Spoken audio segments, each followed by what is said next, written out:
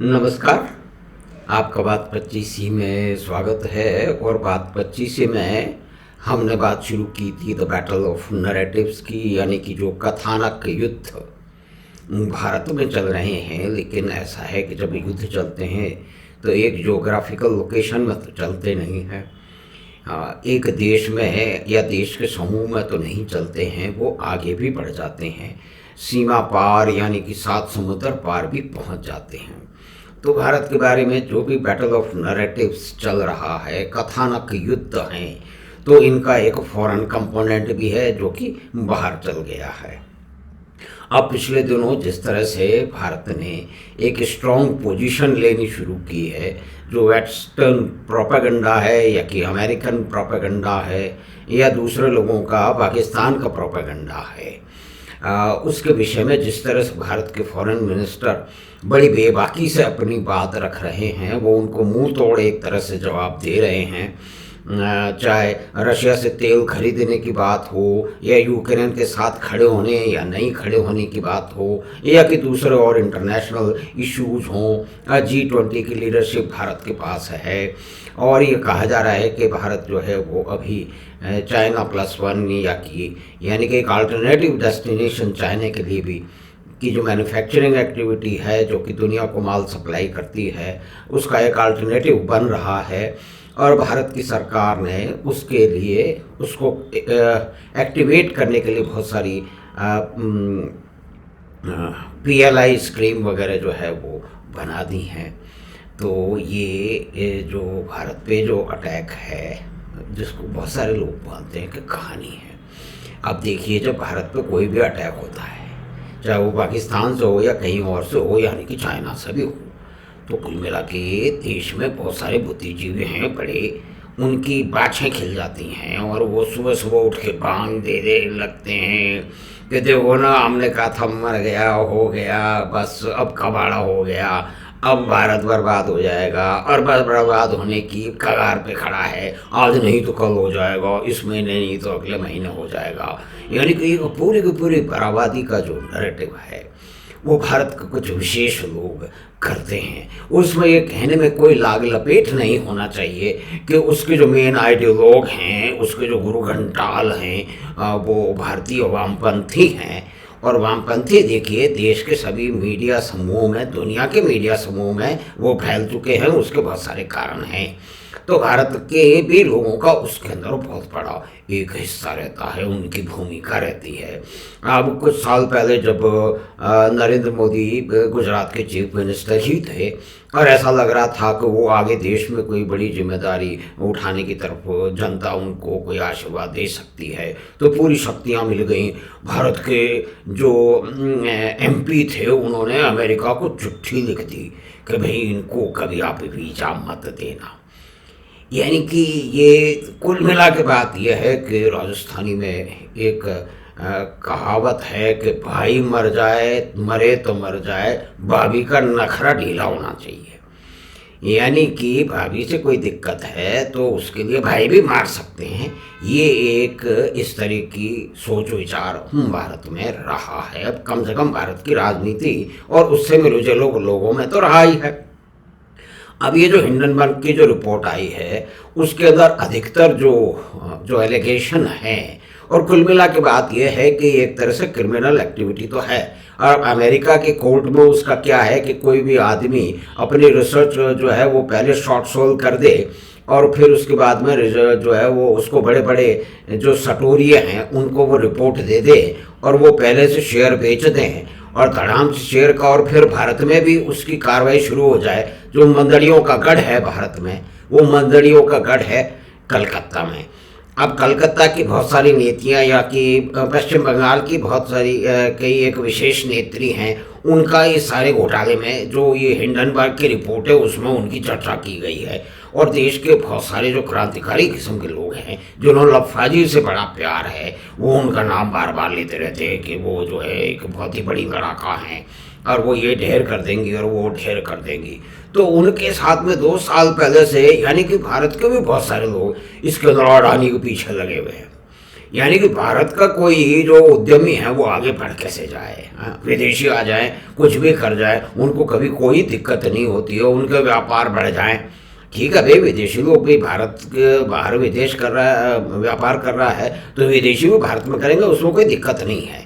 लेकिन बात इन मुख्य रूप से इन तथाकथित जो है वो विद्वानों की है, या कि जो कि रातों रात इकोनॉमिस्ट बन जाते हैं, जिन्होंने जिंदगी में कोई उद्यम किया नहीं, बल्कि पूरी तरह से उद्यम को बर्बाद करने की, गालियां देने की नीति का अनुसरण करते रहे, उसमें बूढ़ा गए, क्रांति की मांग देते देते बूढ़े हो गए। वो अब बड़े खुश हैं कि अगर कोई भारत में कोई अटैक हो जाए तो वो खुश, भारत के फाइनेंशियल वर्ल्ड पे यानी कि अडानी पे अटैक हो जाए। जब अडानी साहब जो है वो ऑस्ट्रेलिया में माइन वगैरह खरीद रहे थे, कोल माइन वगैरह, तो वहाँ भी भारत के वामपंथी पहुँच गए। अब केरल में तो वामपंथियों की सरकार है, देखिए, तो उसने भी अब जो है वो अडानी को पोर्ट वोट का काम दे रखा है, लेकिन वहाँ भी कुछ झमेला कुछ तरह से चल रहा है। तो बहुत सारी सरकारें हैं देश में, क्या उन सब ने बेच दिया है? और हैफा, यानी कि क्या इजराइल ने भी बेच दिया हैफा का पोर्ट? अरे भाई, ये स्ट्रैटेजिक जो है वो बातचीत है, और नेतन्याहू जो है वो अडानी साहब के साथ बड़े खुश हैं कि ये स्ट्रैटेजिक जो है वो एक्विजिशन है, एक ये ग्रुपिंग है, उससे सबको फ़ायदा होगा। अब देखिए, अडानी पोर्ट जो है इस समूह में जो 7 शेयर हैं, सबसे स्ट्रॉन्ग शेयर है, और उसकी अर्निंग पर शेयर 25 रुपये के आसपास है, ऐसा विद्वान लोग बताते हैं, हमने सुना है, हमने देखा भी है ना। उसकी जो फाइनेंशियल डिटेल है उसमें देखा भी है, यानी कि अब वो 500 रुपये के आसपास आ गया है। तो बहुत सारे जो हमारे मित्र हैं जो कि इस मामले में विशेषज्ञ, वो कहते हैं कि बहुत अच्छा है। तो देखिए, हम कोई रिकमेंडेशन नहीं कर रहे, तो इसमें बात यह है कि ये डेफिनेटली जो है वो बहुत ही माउथ वाटरिंग लेवल पे आ गया है, तो इसके अंदर अप्रिशिएशन तो आगे होगा। यानी कि अडानी का नुकसान हुआ, भारत का नुकसान हुआ, और उसमें ये कहा गया है कि ये राष्ट्रवाद में लपेट करके जो है ना वो अडानी साहब जो है वो माल कमा रहे हैं। अरे तो भाई, कुल मिला के कोई भी मुख्य बात कि भाई उन्होंने क्या घोटाला किया है वो सिर्फ अंदाजे और ड्रामेटाइज करके किया है। और 2 साल पहले से अगर भारत की कोई बहुत ही कड़वा बोलने वाली कोई पॉलिटिशियन इस पूरे के पूरे इस अनुमान में और इस षड्यंत्र में शामिल हैं, तो आप देख लीजिए कि उसके क्या क्या मतलब निकल सकते हैं। अब आज क्या होगा या 2-4 दिन में क्या होगा, लेकिन इवेंचुअली तो ये रिकवर करेगा, ऐसा विद्वान लोग बताते हैं। लेकिन बैटल ऑफ नैरेटिव्स में ये बात ज़रूर है कि भारत में बहुत सारे ऐसे लोग हैं, और उसमें से देखिए कि आर्टिस्ट बहुत ज़्यादा हैं, यानी कि उनको कोई किसी को पीड़ा हो रही है तो उन्हें खुशी हो रही है। एक तरह से कहते हैं कि भाई कोई किसी को पीड़ा हो तो आपको भी पीड़ा होनी चाहिए, उसमें प्रसन्न नहीं होना चाहिए। ये बेसिक ये सिद्धांत है, ये तो मानवता का सिद्धांत है ना। लेकिन क्रांति की बात करने वाले, सड़कों पे खून बहाने की बात करने वाले मानवतावादी भी हो सकते हैं। ये एक खोज का विषय है, इसके अंदर एक नई रिसर्च होनी चाहिए, उसमें बहुत सारे तथ्य हैं जो कि सामने आने चाहिए। तो बैटल ऑफ नैरेटिव्स में भारत के लोग और भारत की सरकार डेफिनेटली, जो मीडिया समूह हैं वो भी जरूर कमज़ोर पड़ रहे हैं। और शायद जो NDTV को लिया गया है अडानी ग्रुप के बारे में, उसका भी एक कोई तो रोल होगा। तो वो एक मुख्य बात है कि वो एक उसको इंटरनेशनल प्लेटफॉर्म बना सकते हैं, जाके भारत के बारे में या उनके ग्रुप के बारे में वो अपनी बात कह सकें, समझा सकें।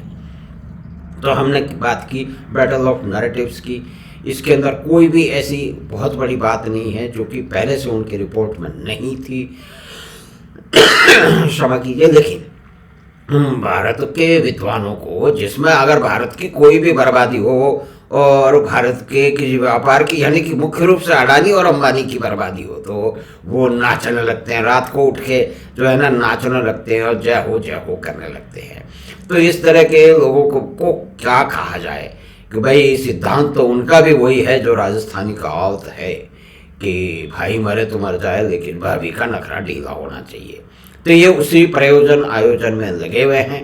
बहुत सारे आंकड़े हैं जो सामने आते हैं कि भाई 42 में से 8 इनके फैमिली के हैं। तो भाई फैमिली रन बिजनेस है, तो 42 में से 8 ही तो हैं। ये कहाँ पे कोई लिमिट किया हुआ गया है क्या कि भाई कितने हो? और उन्होंने जो है ना टैक्स हेवन, भाई टैक्स हेवन में अगर कोई लीगल तरीके से कोई जा रहा है वहाँ पे काम कर रहा है, तो उसको तो बहुत सारी कंपनियां करती हैं। तो ये कहना कि भाई ये इसको ओवर प्राइस है, तो कहाँ ओवर प्राइस है, उन्होंने ड्रामेटाइज किया है सारे मामले को। और भारत के हमारे कुछ बुद्धिजीवी जो कि देश की बर्बादी अगर हो तो वो उठ के रात को 12 बजे नाचने लगते हैं, शैंपेन खोल लेते हैं। उनकी खुशी ज़्यादा दिन तक नहीं रहेगी, उनको भी सोचना समझना चाहिए। क्षमा करें। तो हमने बातचीत की थोड़ी सी बैटल ऑफ नैरेटिव्स की, अडानी ग्रुप और हिंडनबर्ग। यानी कि हिंडनबर्ग कोई एक प्योरली रिसर्च फर्म नहीं है, ये मंदड़िया ग्रुप का टाइप का एक ये समूह है जो पहले कोई रिसर्च करता है, र्यूमर फैलाता है, शॉर्ट सेल, ये अपनी रिपोर्ट कुछ करोड़पति अरबपतियों को बेच देता है जो कि शेयर मार्केट में मंदड़िया ग्रुप माने जाते हैं, और वो उसको बेच देते हैं। और बाद में आप समझिए कि भाई 1000 का शेयर वो बेच देते हैं और उसको 800-900 में खरीद करके वो अरबों रुपए बना देते हैं। तो कुल मिला के ये बात है, लेकिन इसके ऊपर कोई भी विद्वान बात ही नहीं कर रहा। और दूसरी बात है कि इन बातों से देश के कवियों, पेंटरों और आदि इत्यादि एक्टरों को, उनको क्या मतलब है? वो तो अपनी अलग ही दुनिया में रहते हैं, वो आ रहे हैं, उसमें कोई बात नहीं है। लेकिन सबसे मुख्य बात ये तो प्रश्न तो उठता है कि जब भी ये कोई 4-5-8 साल से अगर भारत में कुछ भी गड़बड़ हो, भारत के किसी व्यापारी का कोई नुकसान हो जाए, तो उनकी बातें हिल जाती है, वो रात को 12 बजे उठ के नाचने लगते हैं। तो बैटल ऑफ नैरेटिव्स इसी तरह से चलेगा, आगे भी चलेगा।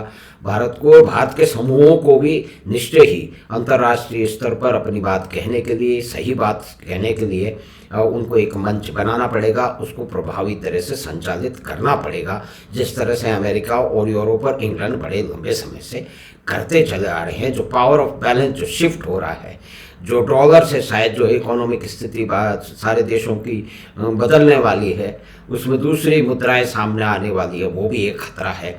और ये भी कहा जा रहा है कि इस तरह की जो अमेरिका में बहुत सारी जो इंटेलिजेंस एजेंसी हैं वो इस तरह की चीज़ों में इन्वॉल्व रहती हैं। इसे बहुत सारे विद्वान जो हैं, जो कि खुद जो कॉन्स्पिरेसी थ्योरी को फैलाते हैं, उस पर नाचते हैं, वो इसे कॉन्स्पिरेसी थ्योरी कह सकते हैं। लेकिन वास्तविकता तो यही है कि ये संभव है। और बहुत सारे जो अमेरिका में रहने वाले विद्वान हैं, फाइनेंशियल एक्सपर्ट हैं, जियोपॉलिटिक्स के एक्सपर्ट हैं, वो भी ये कह रहे हैं। तो हम ये मान सकते हैं कि इस बैटल ऑफ नैरेटिव जो कि पूरी दुनिया में आगे तक फैल चुका है, उसमें भारत पे आक्रमण तो होंगे ही। भाई भारत का ग्रुप है तो भारत की, उसके साथ में उसके भारत के हित तो उसमें जुड़े हुए हैं ही।